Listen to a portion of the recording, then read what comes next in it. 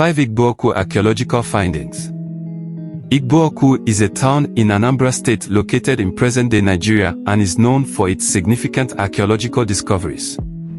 While it is not possible to attribute specific inventions to Igboukwu as a distinct entity, the archaeological findings at the site provide insights into the technological advancements and cultural achievements of the Igbo people in ancient times. Here are 5 notable findings from Igboukwu. Terracotta and bronze art. The Igboukwu archaeological site uncovered an extensive collection of terracotta and bronze artifacts, including intricately crafted sculptures, masks, and pottery. These artworks demonstrate the advanced artistic skills and craftsmanship of the Igbo people. High-quality pottery. Igboukwu is renowned for its well-preserved pottery.